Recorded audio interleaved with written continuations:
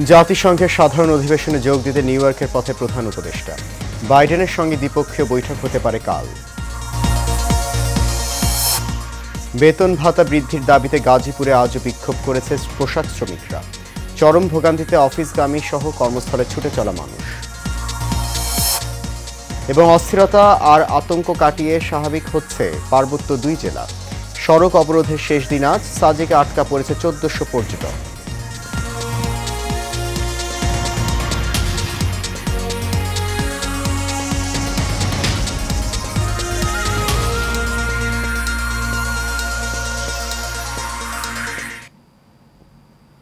সবাইকে স্বাগত জানাচ্ছি এশিয়ান নিউজে। আপনাদের সাথে আছি আমি সৈয়দ মাহিউজ্জামান মুখর।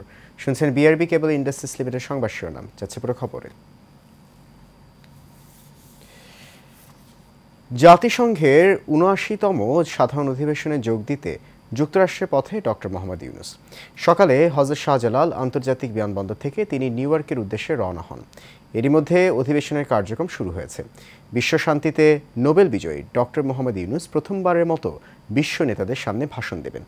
এটি নিয়ে বাঙালিদের মধ্যে যেমন আগ্রহ রয়েছে, তেমনি চলছে ষড়যন্ত্র। এদিকে জাতিসংঘের অধিবেশনের ফাঁকে ডক্টর ইউনূসের সঙ্গে মার্কিন প্রেসিডেন্ট জো বাইডেনের সঙ্গে দ্বিপক্ষীয় বৈঠক করার কথা রয়েছে। যুক্তরাষ্ট্র থেকে মাহে আলম জেমসের ক্যামেরায় আরও জানাচ্ছেন বাতেন বিপ্লব। জাতিসংঘ সাধারণ অধিবেশন বিশ্ব নেতাদের সবচেয়ে বড় প্ল্যাটফর্ম।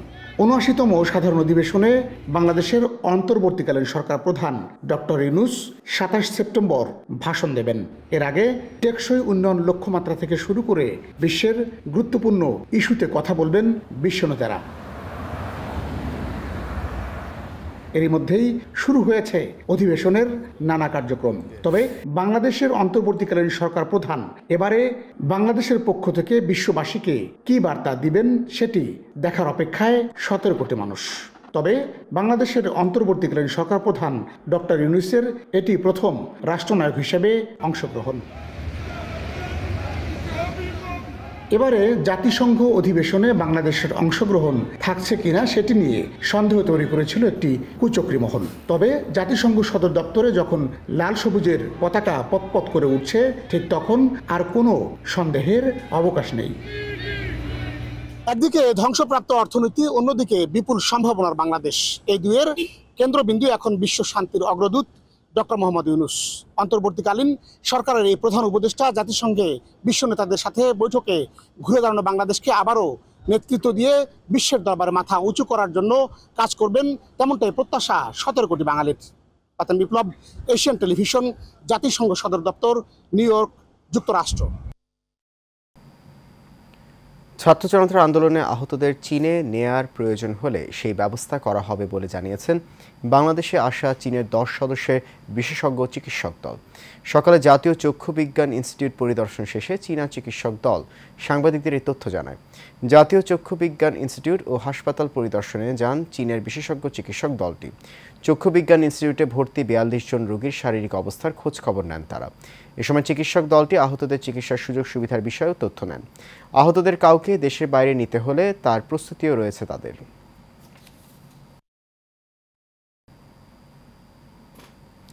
এক ব্যবসায়ীকে তুলে নিয়ে ডিবি অফিসে ১০ দিন ধরে নির্যাতন করার ঘটনায় আন্তর্জাতিক অপরাধ ট্রাইব্যুনালে শেখ হাসিনার বিরুদ্ধে প্রথমবারের মতো গুমের অভিযোগ দাখিল করা হয়েছে। অভিযোগ দাখিল করেন ভুক্তভোগী নিজেই। একই সঙ্গে আওয়ামী লীগ সরকারের সময় যত গুম হয়েছে সবগুলো ঘটনার তদন্ত চাওয়া হয়েছে ওই অভিযোগে। এদিকে সাভারের পাকিজা মোড়ে শিক্ষার্থী আসহাবুল ইয়ামিনকে গুলি করে এপিসি ভ্যান থেকে ফেলে দেওয়ার ঘটনায় আন্তর্জাতিক অপরাধ ট্রাইব্যুনালে অভিযোগ দাখিল করেছেন তার মামা। এখানে আসামি করা হয়েছে শেখ হাসিনা এবং ওবায়দুল কাদের সহ ৭৮ জনকে। এই ঘটনা ভিডিওর মাধ্যমে সারা বাংলাদেশে ছড়িয়ে পড়ার পরে মানুষ বেদনার্ত হয়েছেন। গোটা বাংলাদেশে আন্দোলন আরো দাবানলের মতো ছড়িয়েছে। এই যে তার হত্যাকাণ্ড, এইটার জন্য তার মামা এসে আমাদের ট্রাইব্যুনালের কাছে এই ঘটনাগুলো বিস্তারিত বিবরণ তুলে ধরে প্রধানমন্ত্রী সহ ৭৮ জনের বিরুদ্ধে এখানে পুলিশ প্রশাসন যারা এপিসি চালিয়েছিল, এপিসির ভেতরে যারা ছিল, এদেরকে আইডেন্টিফাই করে সাধারণ পুলিশের যে সমস্ত অফিসার ছিল সেগুলো সহ যারা চিকিৎসা দিতে বাধা প্রদান করেছে সবার নাম সহ মোট ৭৮ জনের বিরুদ্ধে এই অভিযোগ গতকালকে আন্তর্জাতিক অপরাধ ট্রাইব্যুনালের প্রসিকিউশন টিমের কাছে তারা দায়ের করেছেন। বকেয়া বেতন ও ভাতা বৃদ্ধিসহ নানা দাবিতে গাজীপুরে আজও বিক্ষোভ করেছে শ্রমিকরা। এতে বন্ধ হয়ে যায় সড়কের উভয় পাশের যান চলাচল। ফলে চরম ভোগান্তিতে পড়েন অফিসগামী সহ কর্মস্থলে ছুটে চলা মানুষ। সোমবার সকালে মৌচাক এলাকায় কোকোলা ফুড কারখানার শ্রমিকেরা কাজে যোগ না দিয়ে বিক্ষোভ শুরু করে। এক পর্যায়ে ঢাকা টাঙ্গাইল মহাসড়ক বিক্ষোভ করতে গেলে তাদের সরিয়ে দেয় আইনশৃঙ্খলা বাহিনী। এছাড়া টঙ্গীতেও সিজন জেসেস লিমিটেডের শ্রমিকেরাও বিক্ষোভ করে। তবে যে কোনো অপ্রীতিকর পরিস্থিতি মোকাবেলায় মোতায়েন রয়েছে আইনশৃঙ্খলা বাহিনী। অন্যদিকে নানা কারণে শিল্পাঞ্চল আশুলিয়ায় বন্ধ রয়েছে অর্ধশত কারখানা। শ্রমিকরা জানায়, গার্মেন্টসের মালিকপক্ষ গত 3 মাস ধরে বেতন দিচ্ছে না। বাকি রয়েছে চলতি বছরের ফেব্রুয়ারি ও মার্চ মাসের ওভারটাইমের টাকা। এছাড়া 3 বছরের ছুটির টাকাও বকেয়া। বারবার আশ্বাস দিয়েও তারা শ্রমিকদের সঙ্গে প্রতারণা করেছেন।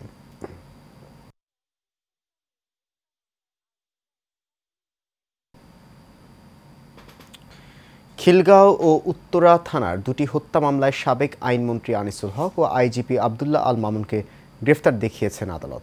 সকালে ঢাকার মেট্রোপলিটন ম্যাজিস্ট্রেট মোহাম্মদ নুরুল হুদা চৌধুরী গ্রেফতার দেখানোর আবেদন মঞ্জুর করেন।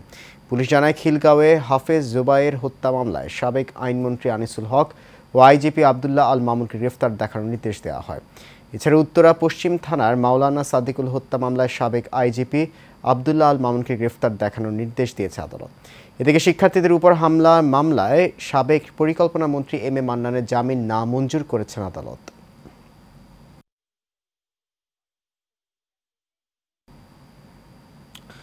পার্বত্য 2 জেলায় সহিংস ঘটনার প্রতিবাদে ডাকা 72 ঘন্টার সড়ক অবরোধের শেষ দিন আজ। তবে খাগড়াছড়ি ও রাঙামাটির পরিস্থিতি এখন অনেকটাই স্বাভাবিক হয়ে এসেছে। কিন্তু গত 2 দিনের মতোই দূরপাল্লা ও অভ্যন্তরীণ সব সড়কে যানবাহন চলাচল বন্ধ রয়েছে। অবশ্য অবরোধকে কেন্দ্র করে এখনও জেলার কোথাও কোথাও অপ্রীতিকর ঘটনা ঘটেনি। এদিকে খাগড়াছড়ি ও রাঙামাটিতে সাম্প্রতিক ঘটনার জেরে জেলার শিক্ষা প্রতিষ্ঠানের শিক্ষার্থীদের যেতে দেখা যায়নি। অবরোধের কারণে সাজেকে আটকা পড়া পর্যটকদের এখনও ফিরিয়ে আনা সম্ভব হয়নি।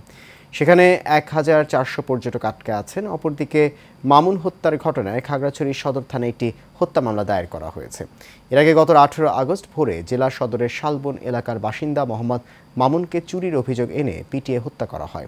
সেই ঘটনার জেরেই খাগড়াছড়ি ও রাঙামাটিতে সহিংসতায় 4 জন নিহত ও বহু লোক আহত হন।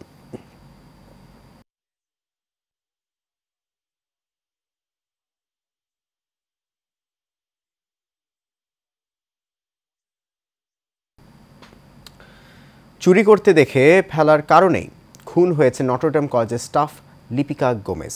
এমনটাই জানালেন পুলিশ ব্যুরো অফ ইনভেস্টিগেশনের ডিআইজি সাইদুর রহমান। সকালে রাজধানী ধানমন্ডি পুলিশ ব্যুরো অফ ইনভেস্টিগেশনে পিবিআই এর প্রধান কার্যালয়ে এক সংবাদ সম্মেলনে এই কথা জানান তিনি। এ সময় তিনি বলেন, প্রাথমিক জিজ্ঞাসাবাদে গ্রেফতারকৃত জুয়েল এবং নজরুল এই হত্যাকাণ্ডের বর্ণনা দেন এবং স্বীকার করেন। আসামি নজরুল মাঝে মধ্যে কাজের প্রয়োজন হলে অর্থেও বিনিময়ে কাজ করে দিতেন। এই হত্যার পেছনে অন্য কোনো ঘটনা আছে কিনা খুঁজে দেখা হচ্ছে বলে জানান তিনি। লিপিকা গোমেজ থাকতো, ওই বাসার ছাদ থেকে তারা একটা রশি বেঁধে ওইটা ঝুলিয়ে দেয় এবং ওই রশি দিয়ে নিচে নেমে এসে তারা স্ক্রুড্রাইভার দিয়ে খুঁচিয়ে ভেন্টিলেটরটাকে ভেঙে ফেলে। ভেন্টিলেটর দিয়েই বাসার ভিতরে ঢুকে যায় এবং দরজা খুলে দিয়ে সে তার বন্ধু জুয়েলকে ডেকে আনে। ইতিমধ্যে হয়তোবা লিপিকা কোনো কারণে জেগে গিয়েছে বা কোনো শব্দ করেছে, সুতরাং তাদের হাতে ছিল সেই রড, পানির যে পাইপ, সেই পাইপ দিয়ে তারা তার মাথায় সজোরে আঘাত করে এবং তাকে বালিশ দিয়ে চাপ দিয়ে রেখে তার মৃত্যু নিশ্চিত করে।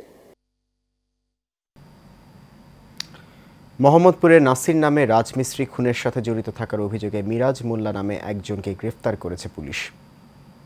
সকালে রাজধানীর ডিএমপি মিডিয়া সেন্টারে সংবাদ সম্মেলনে কথা জানান ডিএমপির মিডিয়া মোহাম্মদ আবু তালেব। তিনি বলেন, গ্রেফতারকৃত মিরাজ মোহাম্মদপুরের এলেক্স গ্রুপের সদস্য। এছাড়াও নগরবাসীর নিরাপত্তা নিশ্চিতে ঢাকা মেট্রোপলিটন পুলিশ সর্বোচ্চ গুরুত্ব দিয়ে কাজ করছে বলে জানান তিনি। এরই ধারাবাহিকতায় হত্যা মামলার আসামি সহ বেশ কয়েকজনকে গ্রেফতার করা হয়েছে বলে দাবি এই পুলিশ কর্মকর্তার।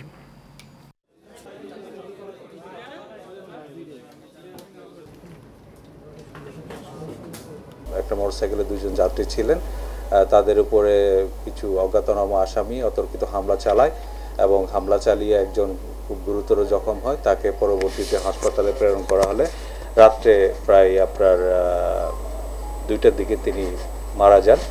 একজন আসামি মিরাজ মোল্লা, তাকে গ্রেফতার করতে সক্ষম হই এবং সে প্রাথমিকভাবে এই ঘটনার সাথে সম্পৃক্ততার কথা স্বীকার করেছে। গতকাল একটা পিস্তল সহ 29 রাউন্ড গুলি এবং 38 রাউন্ড শটগানের কার্তুজ উদ্ধার করেছে। এটা উদ্ধার হয়েছে গতকাল আপনার দুপুরে গুলশানের মানারাত ইউনিভার্সিটি সংলগ্ন চেকপোস্ট 10-এর পাশে।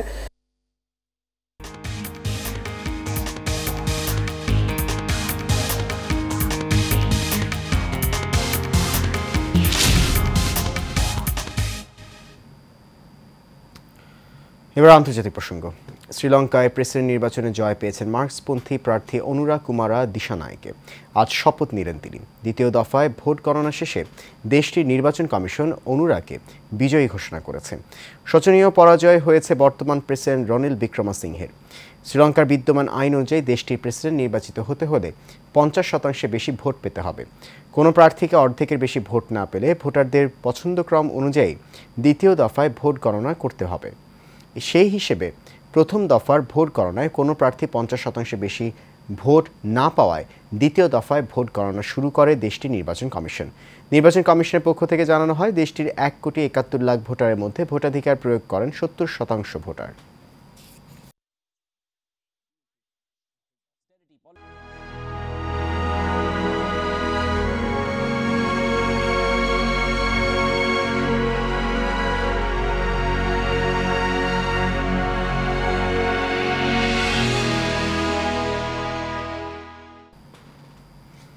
এবার ইসরায়েল ফিলিস্তিন যুদ্ধ প্রসঙ্গ। ফিলিস্তিনের অবরুদ্ধ গাজা ভূখণ্ডে ইসরায়েলি বর্বর হামলায় আরও 40 জন ফিলিস্তিনি নিহত হয়েছেন। এতে করে উপত্যকাটিতে নিহতের মোট সংখ্যা 41,430 ছাড়িয়ে গেছে। এছাড়া গত বছরের অক্টোবর থেকে চলা এই হামলায় আহত হয়েছেন আরও প্রায় 96,000 ফিলিস্তিনি। এক প্রতিবেদনে এইসব তথ্য জানিয়েছে বার্তা সংস্থা আনাদুলু। মূলত ইসরায়েলি আক্রমণ গাজাকে ধ্বংসস্তূপে পরিণত করেছে। জাতিসংঘের মতে ইসরায়েলের বর্বর আক্রমণের কারণে গাজার প্রায় 85% ফিলিস্তিনি বাস্তুচ্যুত হয়েছেন। আর খাদ্য, বিশুদ্ধ পানি এবং ওষুধের তীব্র সংকটের মধ্যে গাজার সকলেই এখন খাদ্য নিরাপত্তাহীনতার মধ্যে রয়েছে। এই পর্যায়ে থাকছে এক্সিম ব্যাংক বাণিজ্য সংবাদ।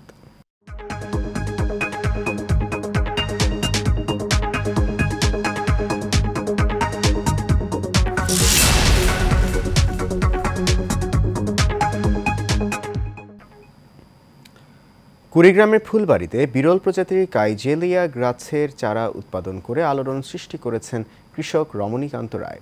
বিরল প্রজাতির গাছের চারা দেখতে প্রতিদিনই ভিড় জমাচ্ছেন স্থানীয়রা। চারা উৎপাদনকারী কৃষককে সাধুবাদ জানিয়ে সরকারিভাবে সংরক্ষণের প্রয়োজনীয় ব্যবস্থা নেওয়ার আশ্বাস স্থানীয় বন বিভাগের। ডেস্ক রিপোর্টে দেখুন বিস্তারিত। দেশে মাত্র 5টি গাছের মধ্যে বাংলাদেশের রংপুর সহ উত্তরাঞ্চলের গর্ব শতবর্ষী কারমাইকেল কলেজে 2টি কাইজেলিয়া গাছ রয়েছে। এই গাছটির আদি নিবাস সেনেগালের দক্ষিণাঞ্চলে।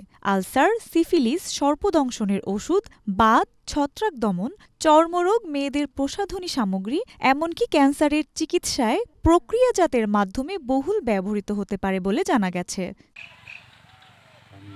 কুড়িগ্রামের ফুলবাড়িতে হরিপ্রিয়া নামে নার্সারিতে বিরল প্রজাতির কাইজেলিয়া গাছের বীজ থেকে 14টি গাছের চারা উৎপাদন করে এলাকায় আলোড়ন সৃষ্টি করেছেন কৃষক রমণীকান্ত রায়। বিরল প্রজাতির এই গাছের চারা দেখতে প্রতিদিনই নার্সারিতে ভিড় জমাচ্ছেন স্থানীয়রা। তা আমি এক অ্যাডভোকেটের কাছ থেকে এই বীজ সংগ্রহ করার পরে আমি নিজে চারা রোপণ করি। এখন আমার বাগানে আছে 14টি চারা। তা শুনেছি এটা মহাঔষধি গাছ, আলসার, ক্যান্সার ও সর্পদংশন কাজে লাগে। তা আমি চাই এই গাছগুলান যেন শিক্ষা প্রতিষ্ঠানে বা মন্দির মসজিদে লাগায়। চারাগুলো আমি জীবনে দেখি নাই। চারাগুলো খুব ঔষধি বলে মনে হচ্ছে এবং অনেক এলাকার বহু লোক আসিয়া গাছগুলো দেখে যাচ্ছে। আমি জীবনেও এই গাছ দেখি নাই, আজ এই প্রথম দেখলাম। অনেক মানুষ এই গাছটা দেখার জন্য এখানে আসতেছে। বিরলে গাছের ফল থেকে চারা উৎপাদন করায় কৃষক রমণীকান্ত রায়কে ধন্যবাদ জানিয়েছে ফুলবাড়ি উপজেলা বন বিভাগ। প্রাইভেট নার্সারির মালিক রমণীকান্ত কয়েকটি ফল সংগ্রহ করে চারা উৎপাদন করেছে। তার চারাগুলো খুব সুন্দর হয়েছে এবং জনগণের মধ্যে এই চারা নেওয়ার জন্য ব্যাপক সাড়া ফেলে দিয়েছে। আমি রমণীকান্তকে সাধুবাদ জানাই। সেজন্য এইভাবে বিলুপ্তপ্রায় গাছগুলো চারা সংগ্রহ করে বীজ চারা করে জনগণের মধ্যে ছড়িয়ে দেয়। সঞ্জিদা হক, এশিয়ান টেলিভিশন। এর সাথে শেষ করবো এশিয়ান নিউজ। তার আগে বিআরবি কেবল ইন্ডাস্ট্রিজ লিমিটেড সংবাদ শিরোনামগুলো জানিয়ে দিচ্ছে আরও একবার।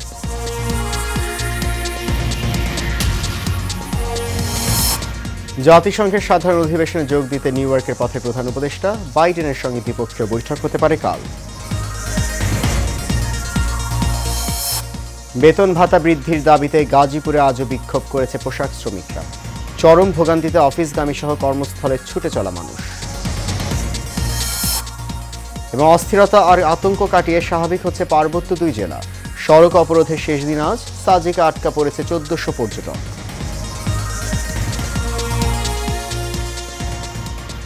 এশিয়া নিউজ এ পর্যন্ত। আমাদের পরবর্তী সংবাদ দেখার আমন্ত্রণ রইল। এখন সঙ্গে থাকার জন্য অনেক ধন্যবাদ সবাইকে।